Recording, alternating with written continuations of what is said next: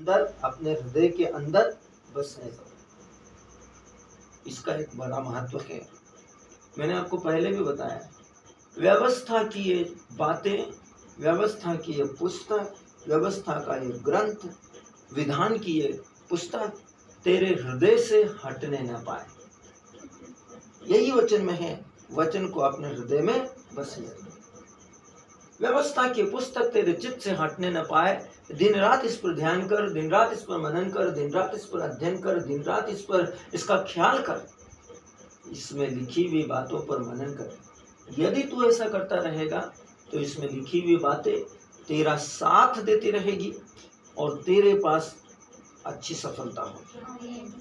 मसीह का वचन तुम्हारे हृदय की भरपूरी मतलब आपके पास में हर वो वस्तु होगी जिसकी आपको जरूरत है। बाइबल कहती है, क्योंकि जो मन वचन से भरा हुआ है परमेश्वर के लिए, उसके लिए पवित्र शास्त्र लूकास अध्याय 6 वचन 45 वचन में लिखा है, क्योंकि जो मन में भरा हुआ है वही मुंह से बाहर आता है। इसलिए परमेश्वर चाहता है कि आपका हृदय वचन से भरा रहे, आपका हृदय वचन के आनंद से भरा रहे, आपका वचन परमेश्वर के वचन से भरा रहे, आपका मुंह परमेश्वर के वचन से भरा रहे, क्योंकि जो मन में है वही मुंह से बाहर आता है। लूकास 6:45। जब परमेश्वर का वचन आपके हृदय में बहुतायत से बसा हुआ है तो आपके आसपास की चीजों के प्रति आपकी पहली प्रतिक्रिया उसके वचन के साथ होगी। हालेलुया। आपके आसपास की चीजों के प्रति पहली प्रतिक्रिया वचन के साथ होगी। परमेश्वर का वचन आपकी हर इच्छा पूरी कर सकता है, क्योंकि वो आपके चित्त में है, और यदि आप उस पर ध्यान करते हैं तो उसमें लिखी हुई बातें आपका साथ देगी और आपके पास अच्छी सफलता होगी। परमेश्वर का वचन आपकी हर इच्छा को पूरी कर सकता है और आपके लिए जरूरी बदलाव को हकीकत में बदल सकता है, क्योंकि उसका वचन ही सब चीजों का रचयिता है। उसने वचन कहे और पृथ्वी पर परिवर्तन और पृथ्वी पर बदलाव दिखाई दिए। इसलिए आपको परमेश्वर के वचन पर मनन करने में अच्छा समय बिताना चाहिए ताकि वह आपका हृदय में बस जाए। Glory to God. इसलिए उसके वचन का अध्ययन और मनन तब तक करें जब तक वह आपके हृदय में बस न जाए। यह आपको सभी बातों में विजय बनाएगा। प्रभु यीशु मसीह के पवित्र, शक्तिशाली, सामर्थी और महान नाम में। वचन का शीर्षक कहता है, परमेश्वर का वचन मेरे हृदय में है और महान परिणाम दे रहा है, और उसके वचन के द्वारा मैं आज और हमेशा सभी चीजों में विजयी हूँ। Glory to God. धन्यवाद धन्यवाद धन्यवाद परमेश्वर। आप महान हैं, आप पवित्र हैं, आप सत्यनिष्ठ हैं, आपके जैसा कोई नहीं है। हम आपका सम्मान करते हैं, हम आपकी आराधना करते हैं, हम आपकी प्रशंसा करते हैं। आज का वास्तविक संग्रहता, आज दिन सोमवार 21 जुलाई सन 2025। आज का वास्तविक संग्रहता में वचन कहता है, पहला यूहन्ना अध्याय 5 वचन 4, क्योंकि जो कुछ परमेश्वर से उत्पन्न हुआ है वह संसार पर जय प्राप्त करता है, और वह विजय जिससे संसार पर जय प्राप्त होती है हमारा विश्वास है। विश्वास सुनने से, और जो सुनाया जाता है वो मसीह का सुसमाचार। तो यूहन्ना पहला पत्र अध्याय 4-5 में लिखा है, क्योंकि जो कुछ परमेश्वर से उत्पन्न हुआ है, विश्वास सुनने से, और जो सुनाया जाता है वो परमेश्वर का वचन है, मसीह का सुसमाचार है।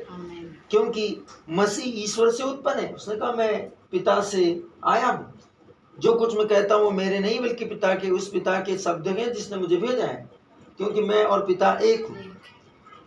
वचन भी हमें यही सिखाता है, क्योंकि जो कुछ परमेश्वर से उत्पन्न हुआ है वह संसार पर जय प्राप्त करता है। वह विजय जिससे संसार पर जय प्राप्त होती है हमारा विश्वास है। हालेलुया। आप विश्वास से, जब रोगी से कहते तू चंगा हो जा, वो चंगा होता है। आप विश्वास से विपत्तियों को टलने के लिए कहते हैं, वो टल जाती है। आप विश्वास से अंधकार के बलों को डांटते हैं, बीमारियों को डांटते हैं, श्रापों को डांटते हैं, वो चले जाती है। क्यों? क्योंकि आपका विश्वास है किस पर? उस जीवित और शक्तिशाली वचन पर। किस पर? मसीह के वचन को जो आपके हृदय में अधिकाई से बसा हुआ है। आपके हृदय में जो बसा हुआ है उस पर आपको विश्वास है। बाइबल कहती मैंने विश्वास किया और मैं बोला। जब आप बोलते हैं तब आप परमेश्वर की विजय में चलते हैं। हर दिन विजय में जिए, आपकी जिम्मेदारी है। और परमेश्वर के वचन के जीवन माध्यम से आपके पास अपने जीवन की परिस्थितियां बनाने की शक्ति है।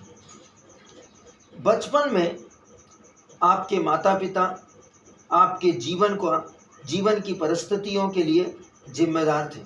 उदाहरण के लिए, जब यीशु का जन्म हुआ तो उन्हें चरनी में रखा गया, इसलिए नहीं कि उन्होंने ऐसा करना चुना था, बल्कि इसलिए कि उनके माता पिता ने उन्हें चरनी में रखा था। एक और मौके पर स्वर्गदूत ने यीशु को निर्देश नहीं दिया, बल्कि यूसुफ से कहा, इस बालक और इसकी माता को लेकर मिस्र भाग जाओ। संत मत्ती 2:13।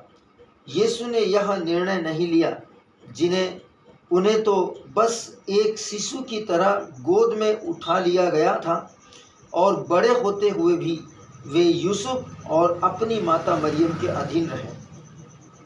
हालांकि जब वह वयस्क हुआ तो उसने अपने फैसले खुद लेने शुरू कर दिए, ठीक मूसा की तरह, जिसने वयस्क होने पर फिरौन की बेटी का बेटा कहलाने से इनकार कर दिया था।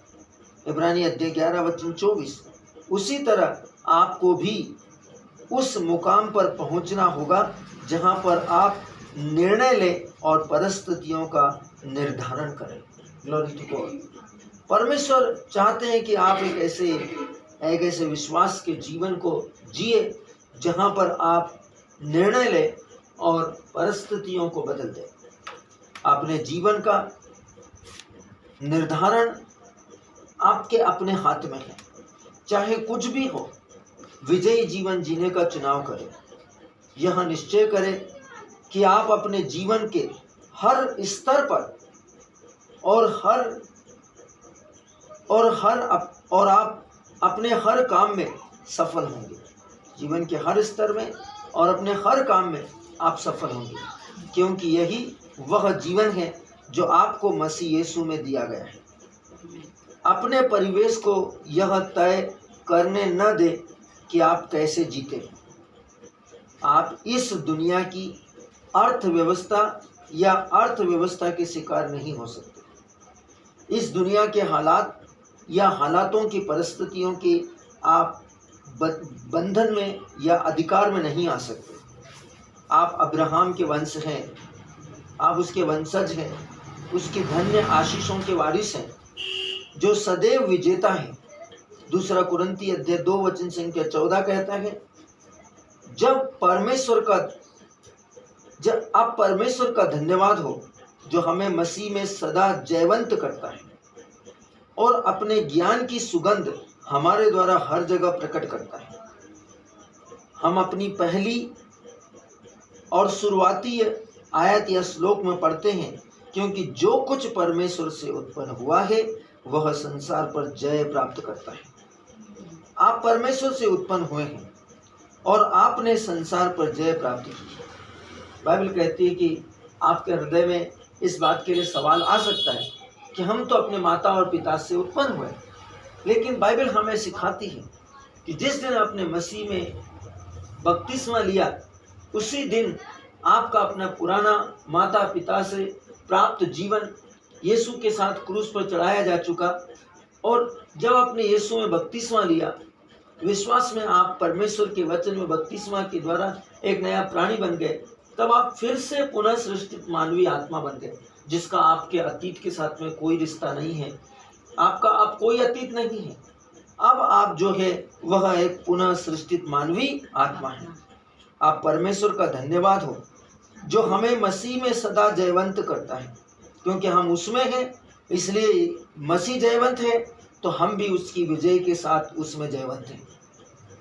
और अपने ज्ञान की सुगंध हमारे द्वारा जैसे मसीह फैलाता है, वैसे हम मसीह की सुगंध हमारे विश्वास के और सुसमाचार के द्वारा फैलाते हैं।